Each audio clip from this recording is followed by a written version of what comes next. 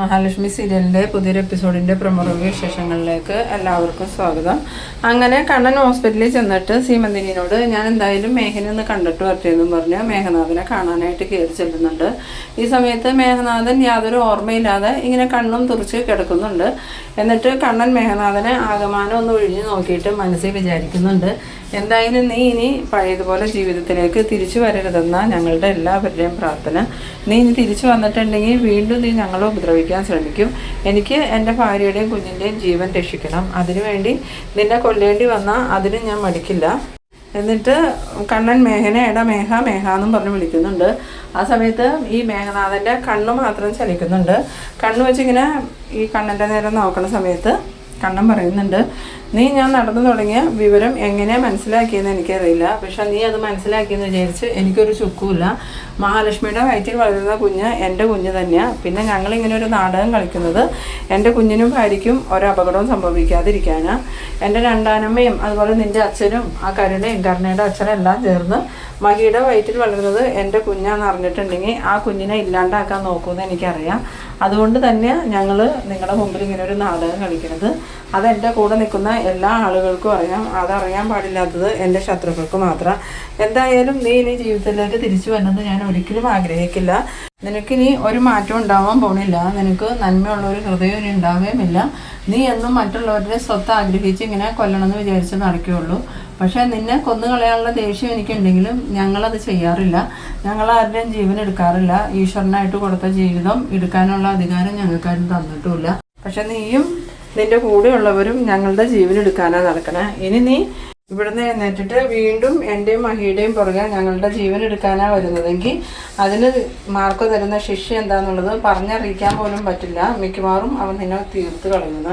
അത് കേട്ടിട്ടൊന്നും മേഘനാഥൻ പ്രതികരിക്കണേ ഇല്ല. എന്നാൽ ഞാൻ പോട്ടയുടെ മേഘാന്നും പറഞ്ഞുകൊണ്ട് പരിഹസിച്ചുകൊണ്ട് കണ്ണൻ അങ്ങോട്ട് പോകുന്നുണ്ട്. പിന്നീട് വെളിയിൽ ചെല്ലുമ്പം സീമന്തിരി ചോദിക്കുന്നുണ്ട്, മേഘനെ കണ്ടിട്ട് എങ്ങനെയുണ്ട് മോനെ, അവനക്ക് എന്തെങ്കിലും മാറ്റം ഉണ്ടോ എന്ന് ചോദിക്കുമ്പം സീമന്തിനെ കുറച്ചും കൂടി വിഷമിപ്പിക്കാൻ വേണ്ടിയിട്ട് കണ്ണൻ പറയുന്നുണ്ട്, ഒരു മാറ്റമില്ല അമ്മായി, ഇനി അവൻ ജീവിതത്തിലേക്ക് തിരിച്ചു വരുമെന്നൊന്നും എനിക്ക് തോന്നണില്ല.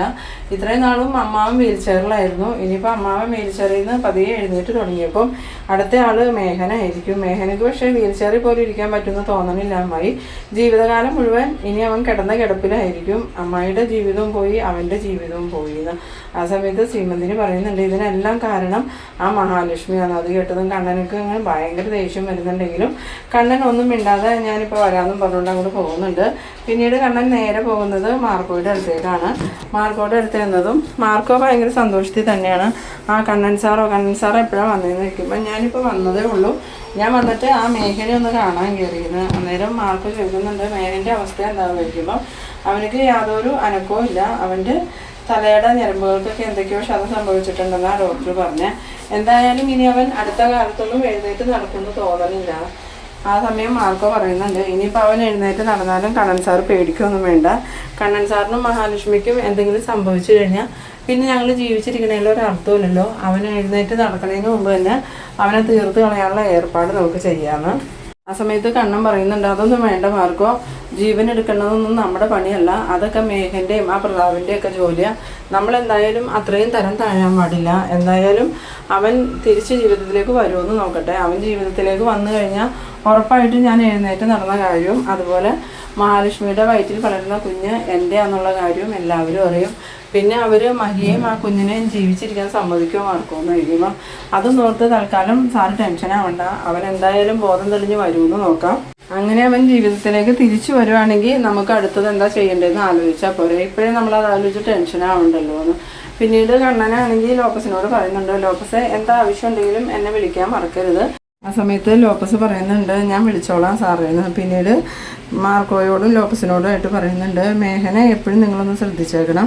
അവനക്ക് എന്തെങ്കിലും മാറ്റം ഉണ്ടോയെന്ന് എപ്പോഴും വാച്ച് ചെയ്തുകൊണ്ടിരിക്കണം. ആ സമയം മാർക്കോ പറയുന്നുണ്ട്, അത് സാറ് പറഞ്ഞില്ലെങ്കിലും ഞങ്ങൾ ചെയ്യും. എന്തായാലും ഇനി അവൻ എപ്പോഴും ഞങ്ങളുടെ നോട്ടത്തിൽ തന്നെയായിരിക്കുന്നു. പിന്നീട് കാണിക്കുന്നത് നമ്മളുടെ കരുണേനെയും ദുർഗേനെയും ഈ സ്വാധീനമാണ്. കരുണയാണെങ്കിൽ ദുർഗയോട് പറയുന്നുണ്ട്, കണ്ണേട്ടൻ പറഞ്ഞതനുസരിച്ച് ഇനിയിപ്പോൾ മേഘേട്ടൻ ജീവിതത്തിലേക്ക് തിരിച്ചു വരില്ലേ അമ്മയെന്ന് ചോദിക്കുമ്പോൾ ഒന്നും പറയാൻ പറ്റില്ല മോളെ. എന്തായാലും വലിയ പാറക്കല്ലെടുത്ത് തലയിലേക്ക് ഇട്ടു എന്നല്ലേ കണ്ണൻ പറഞ്ഞത്. സമയത്ത് കരുണ പറയുന്നുണ്ട് എന്തായാലും മേഘേട്ടന് ആ മാർക്കോയെ വണ്ടി ഇടിപ്പിച്ചപ്പം അയാളുടെ മേത്തേക്കിടെ വണ്ടി കയറ്റി ഇറക്കാൻ പാടുണ്ടായിരുന്നില്ലേ, എന്നാൽ പിന്നെ അവനെ കൊണ്ടുള്ള ശല്യം ഉണ്ടാവില്ലായിരുന്നല്ലോ. ഇതിപ്പോൾ മാർക്കോയെ വണ്ടി ഇടിക്കുകയും ചെയ്തു, പക്ഷെ ഗുരുതരാവസ്ഥയിൽ ഇത് മേഘേട്ടനാണല്ലോ. ആ സമയം ദുർഗ പറയുന്നുണ്ട് മാർക്കോയും ഗുരുതരാവസ്ഥയിൽ തന്നെയാണെന്നാണ് പറയുന്നത് കേട്ടൻ, അവനും ചിലപ്പോൾ മരിച്ചു പോകുമായിരിക്കും. ആ സമയം സ്വാതി പറയുന്നുണ്ട് മാർക്കോ മരിച്ചാലും ജീവിച്ചാലും മേഘേട്ടൻ ഇനി ജീവിതത്തിലേക്ക് തിരിച്ചു വന്നില്ലെങ്കിൽ അത് നമുക്ക് താങ്ങാൻ പറ്റും അപ്പച്ചി. എന്തായാലും മേഘേട്ടൻ എങ്ങനെയും ജീവിതത്തിലേക്ക് തിരിച്ചു വന്നാൽ മതിയായിരുന്നു ഭഗവാനെ എന്നൊക്കെ പറഞ്ഞാൽ സ്വാതി കരഞ്ഞുകൊണ്ട് പ്രാർത്ഥിക്കുന്ന സമയത്ത് ദുർഗ പറയുന്നുണ്ട് മോളിങ്ങനെ സങ്കടപ്പെടുകയൊന്നും വേണ്ട, എന്തായാലും ചികിത്സയൊക്കെ മുറക്കി നടക്കുന്നുണ്ടല്ലോ. അതുമാത്രമല്ല ചികിത്സയ്ക്ക് എത്ര പണം ആവശ്യം വന്നാലും അതൊക്കെ കണ്ണൻ നോക്കിക്കോളും. പിന്നെ ഇപ്പോൾ സർജറിയൊക്കെ കഴിഞ്ഞ സ്ഥിതിക്ക് എന്തെങ്കിലും മാറ്റം ഉണ്ടാവും എന്ന് പറയുമ്പം സ്വാതി പറയുന്നുണ്ട് സർജറി കഴിഞ്ഞിട്ടും ഒരു മാറ്റം ഇല്ല എന്നല്ലേ അപ്പച്ചി കണ്ണേട്ടൻ പറഞ്ഞിരുന്നു. ആ സമയത്ത് കരുണ പറയുന്നുണ്ട് ഇപ്പം മാറ്റമില്ല എന്ന് വിചാരിച്ച് മരുന്നൊക്കെ ചെല്ലുമ്പം ചിലപ്പോൾ മാറ്റങ്ങൾ സംഭവിക്കും, മിക്കവാറും മേഘേട്ടൻ ജീവിതത്തിലേക്ക് തിരിച്ചു വരിക തന്നെ ചെയ്യുമെന്ന്. പിന്നീട് കാണിക്കുന്നത് നമ്മളുടെ പ്രതാപിൻ്റെ അമ്മയും കൂടെ കൂടി ഇങ്ങനെ ഓരോ കാര്യങ്ങൾ പ്ലാൻ ചെയ്യാണ്. മാർക്ക് ആസ്പത്രിയിൽ നിന്ന് ഇറങ്ങുന്നതിന് മുമ്പായിട്ട് തന്നെ നമുക്ക് മഹാലക്ഷ്മിയെ തീർക്കണം, അതുപോലെ ആസ്പത്രിയിൽ ഇട്ട് തന്നെ മാർക്കോയെ തീർത്ത് കളയണം. ആ സമയം പ്രതാപൻ്റെ അമ്മ പറയുന്നുണ്ട് എടാ പ്രതാപ നീ ഒന്ന് പതുക്കെ പറ, ഇവിടെ ഒരുത്തി ഉണ്ടല്ലോ, ഇവളെങ്ങാനും കേട്ടിട്ടുണ്ടെങ്കിൽ ഇവളപ്പം തന്നെ അത് അവരെ അറിയിക്കുന്നു. ആ സമയത്ത് അതിന് അവൾ കേൾക്കാൻ അവളിവിടെ ഇല്ല അമ്മേ, അവൾ അമ്പലത്തിൽ പോയേക്കുമല്ലേ എന്ന്. ഇവരങ്ങനെ സംസാരിച്ച് നിൽക്കുന്ന സമയത്ത് നമ്മളുടെ മോഹിനി അങ്ങോട്ട് വരുന്നുണ്ട്. പക്ഷെ മോഹിനി വന്നത് ഇവർ കാണുന്നില്ല. ആ സമയം ഇവർ പറയുന്നത് മാർക്കോ ആസ്പത്രിയിൽ നിന്ന് പുറത്തിറങ്ങുന്നതിന് മുമ്പായിട്ട് മഹാലക്ഷ്മിയെ കൊന്നു കളയണം. ഇപ്പോൾ കണ്ണനക്ക് അവളെ ഇഷ്ടമല്ലാത്തത് കൊണ്ട് തന്നെ അവളെ നമ്മൾ കൊന്നു കളഞ്ഞാലും നമ്മളോട് ചോദിക്കാനായിട്ട് ആരും വരില്ല. ഇത്രയും നാളും ആ മാർക്കോയല്ലേ അവളെ രക്ഷപ്പെടുത്താൻ നടന്നുകൊണ്ടിരുന്നത്. ഇനിയിപ്പോൾ അവൻ ആസ്പത്രിയിലായതുകൊണ്ട് അവൾ രക്ഷപ്പെടുകയൊന്നുമില്ല. നമുക്ക് എത്രയും പെട്ടെന്ന് അതിനുവേണ്ട കാര്യങ്ങൾ ചെയ്യണമെന്ന് ഇവർ പറയുന്നത് നമ്മളുടെ മോഹിനി കേൾക്കുന്നുണ്ട്. അത് കേട്ടത് മോഹിനി മനസ്സിൽ വിചാരിക്കുന്നുണ്ട് കണ്ണൻ മഹാലക്ഷ്മിയെ ഉപേക്ഷിച്ചു എന്ന് കരുതിയല്ലേ നിങ്ങളിതൊക്കെ ചെയ്യണേ. എൻ്റെ മോളെ രക്ഷിക്കാൻ മാർക്കോ മാത്രമല്ല കണ്ണനും മനതും സാഹറും എല്ലാവരും ഉണ്ട്, അതുകൊണ്ട് നിങ്ങൾ എന്ത് ചെയ്താലും എൻ്റെ മോൾക്കൊന്നും സംഭവിക്കില്ല എന്നിങ്ങനെ മനസ്സിൽ പറഞ്ഞുകൊണ്ട് അവിടെ നിൽക്കുന്നുണ്ട്. ആ സമയത്ത് പെട്ടെന്ന് തന്നെ നമ്മളുടെ പ്രതാപൻ്റെ അമ്മ നോക്കുമ്പം ഈ മോഹിനിനെ കാണുന്നുണ്ട്.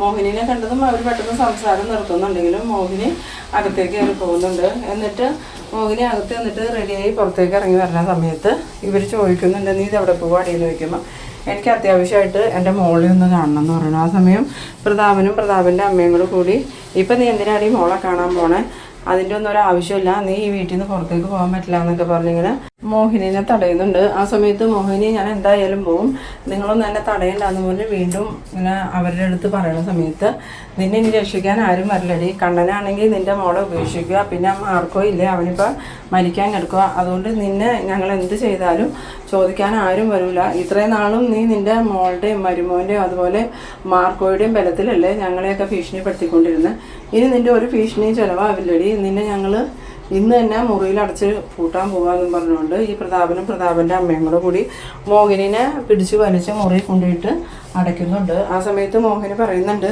നിങ്ങൾ ഈ ചെയ്യണതിനൊക്കെ നിങ്ങൾ അനുഭവിക്കും, നിങ്ങൾ എന്നെ എന്തെങ്കിലും ചെയ്തിട്ടുണ്ടെങ്കിൽ പിന്നെ നിങ്ങൾ ജീവനോടെ ഉണ്ടാവില്ല എന്നൊക്കെ പറയുന്നുണ്ട്. ആ സമയത്ത് പ്രതാപൻ പറയുന്നുണ്ട് നിനക്ക് എന്താ ചെയ്യാൻ പറ്റണേന്ന് വെച്ചാൽ നീ അങ്ങോട്ട് ചെയ്യടി എന്നും പറഞ്ഞുകൊണ്ട് മോഹിനിനെ ചീത്ത പറഞ്ഞുകൊണ്ട് ഇവർ പോരുന്നുണ്ട്. ഇതേ സമയം നമ്മളുടെ മോഹിനിയാണെങ്കിൽ ഫോണെടുത്ത് മോളെ വിളിച്ച് വിവരം പറയാം, ഇല്ലെങ്കിൽ ചിലപ്പോൾ ഇവരെന്നെ കൊല്ലാനും മടിക്കൂല എന്ന് പറഞ്ഞ് ഫോണെടുത്ത് മഹാലക്ഷ്മിക്ക് വിളിക്കുന്നുണ്ട്. ഈ സമയത്ത് നമ്മളുടെ മഹാലക്ഷ്മിയും ലേഖയും കൂടി മാർക്കോയുടെയും അതുപോലെ മേഘൻ്റെ ദുഷ്ടത്തരമൊക്കെ ഇങ്ങനെ പറഞ്ഞുകൊണ്ടിരിക്കുകയാണ്. ആ സമയത്ത് ലേഖ പറയുന്നുണ്ട് ഇനിയിപ്പോൾ അവൻ ജീവിതത്തിലേക്ക് തിരിച്ചു വന്നു കഴിഞ്ഞാൽ എന്തായാലും കണ്ണേട്ടൻ നടന്ന കാര്യം മഹിയുടെ കുഞ്ഞിൻ്റെ അച്ഛൻ കണ്ണേട്ടനാണെന്നുള്ള കാര്യം എല്ലാവരും അറിയും. പിന്നെ ആ പ്രതാപനും അതുപോലെ മേഘനാഥൻ്റെ അച്ഛനും കണ്ണേട്ടൻ്റെ രണ്ടാനമ്മയും മഹീനെയും കുഞ്ഞിനെയും കൊല്ലാനേ നോക്കുള്ളൂ. ഇനിയിപ്പോൾ നമ്മൾ എന്ത് ചെയ്യും മഹീന്ന് ചോദിക്കുമ്പം അതിന് നമ്മളുടെ മാർക്കോ ഉണ്ടല്ലോ, മാർക്കോ എന്തെങ്കിലും വഴി കണ്ടോളൂന്ന് ഇങ്ങനെ ഒരു സംസാരിച്ച് നിൽക്കുന്ന സമയത്താണ് നമ്മളുടെ മഹാലക്ഷ്മിയുടെ ഫോൺ ബെല്ലടിക്കണത്. വേഗം തന്നെ ഫോൺ എടുത്ത് നോക്കിയിട്ട് അമ്മയോലോ വിളിക്കണേന്നും പറഞ്ഞുകൊണ്ട് മഹാലക്ഷ്മി സന്തോഷത്തോടു കൂടി കോൾ അറ്റൻഡ് ചെയ്തിട്ട് എന്താ അമ്മയെന്ന് ചോദിക്കുമ്പോൾ മോഹിനിയാണെങ്കിൽ കരഞ്ഞുകൊണ്ട് മോളേന്നും പറഞ്ഞ് വിളിക്കുന്നുണ്ട്. ആ സമയത്ത് മഹാലക്ഷ്മിക്ക് വല്ലാണ്ട് പേടിയായിട്ട് എന്താ അമ്മ എന്താ പറ്റിയ അമ്മയ്ക്ക് എന്തെങ്കിലും കുഴപ്പമുണ്ടോ എന്ന് ചോദിക്കുമ്പോൾ മോളെ എന്നെ ഇവരിവിടെ പൂട്ടിയിട്ടേക്കാം, മോളെ എത്രയും പെട്ടെന്ന് ഇങ്ങോട്ട് വാ, ഇല്ലെങ്കിൽ ഇവരെന്നെ കൊന്നു കളയും, ഇപ്പോൾ മാർക്കോയും ആസ്പത്രിയിലായതുകൊണ്ട് എന്നെ എന്ത് ചെയ്താലും ചോദിക്കാൻ ആളില്ല എന്നും പറഞ്ഞു കരുണയുടെ അച്ഛനും മുത്തശ്ശിയും എന്നെ ഇവിടെ ഇട്ട് ഉപദ്രവിക്കാൻ നോക്കുവാന്ന്. അത് കേട്ടത് മഹാലക്ഷ്മി പറയുന്നുണ്ട് അവർക്ക് അതിനുള്ള ധൈര്യമൊക്കെ ആയോ, എന്തായാലും അമ്മ പേടിക്കാതിരിക്കുക, ഞാൻ ഇപ്പം തന്നെ അങ്ങോട്ട് വരാമെന്ന്. അങ്ങനെ മഹാലക്ഷ്മി ഈ ലേഖയോട് വിവരങ്ങൾ പറയുന്നുണ്ട്. ആ സമയത്ത് ലേഖ പറയുന്നുണ്ട്, എന്തായാലും മഹി ഒറ്റയ്ക്ക് പോകണ്ട, അനന്തവട്ടനെ വിളിച്ച് നമുക്ക് 3 പേർക്കും കൂടി പോകാമെന്ന്. അങ്ങനെ ലേഖ വേഗം തന്നെ അനന്തുവിനെ വിളിച്ചോണ്ട് വരുന്നുണ്ട്. എന്നിട്ട് അനന്തും ലേഹയും മഹാലക്ഷ്മിയും കൂടെ കൂടി കാറി കയറി മോഹിനിനെ വിളിക്കാനായിട്ട് പോകുന്നുണ്ട്. ഇതേ സമയം നമ്മളുടെ പ്രതാപൻ്റെ അമ്മയും വെളിയിലിരുന്നിങ്ങനെ പറയുന്നുണ്ട്, ഇനി ഇവളെ രക്ഷിക്കാൻ ആരാ വന്നേന്നൊന്ന് കാണണം, അവളുടെ മോളെങ്ങാനും ഇങ്ങോട്ട് വന്നിട്ടുണ്ടെങ്കിൽ അവളുടെ കർണ അടിച്ച് പുകയ്ക്കണം എന്നൊക്കെ ഈ പ്രതാപൻ്റെ അമ്മയും പ്രതാപനും ഇങ്ങനെ പറഞ്ഞുകൊണ്ടിരിക്കുന്ന സമയത്ത് അങ്ങോട്ടേക്ക് മഹാലക്ഷ്മിയുടെ കാറ് വരുന്നുണ്ട്. കാറ് വന്ന കണ്ടതും ഈ പ്രതാപൻ പറയുന്നുണ്ട്, അവളുടെ മോള് വന്നല്ലോ അമ്മ. ആ സമയത്ത് പ്രതാപൻ്റെ അമ്മ പറയുന്നുണ്ട്, എന്നാൽ അമ്മയെയും മോളെയും ഒരുമിച്ച് നമുക്ക് തീർക്കാടാണ്. അങ്ങനെ മഹാലക്ഷ്മി കാറിൽ നിന്ന് ഇറങ്ങുമ്പം കൂടെ അനന്തവും ലേഖയും കൂടി ഇറങ്ങുന്നുണ്ട്.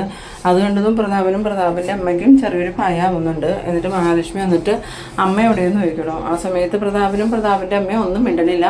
മഹാലക്ഷ്മി ആണെങ്കിൽ വേഗം തന്നെ പെരക്കകത്തേക്ക് കയറിപ്പോയിട്ട് അമ്മയുടെ മുറിയുടെ വാതിൽ പുറത്തുനിന്ന് കുറ്റിയിട്ടേക്കണത് കുറ്റി ഊരി കൊടുക്കുമ്പോൾ തന്നെ മോഹിനിയാണെങ്കിൽ കരഞ്ഞുകൊണ്ട് മോളേന്നും പറഞ്ഞ് മഹാലക്ഷ്മിയെ ഓടി വന്ന് കെട്ടിപ്പിടിക്കുന്നുണ്ട്. ആ ഒരു സീനിലാണ് കേട്ടോ ഈ എപ്പിസോഡ് അവസാനിക്കുന്നത്. അപ്പോൾ നിങ്ങളെൻ്റെ വീഡിയോ ആദ്യമായി കാണുന്നവരാണെങ്കിൽ എൻ്റെ ചാനലൊന്ന് സബ്സ്ക്രൈബ് ചെയ്യാനും ഇഷ്ടമായാൽ ലൈക്ക് ചെയ്യാനും ഷെയർ ചെയ്യാനും മറക്കരുത്. അപ്പോൾ ഇതുപോലെ ഇൻട്രസ്റ്റിംഗ് ആയിട്ടുള്ള അടുത്തൊരു എപ്പിസോഡുമായി നമുക്ക് വീണ്ടും കാണാം. അതുവരേക്കും ബൈ ബൈ.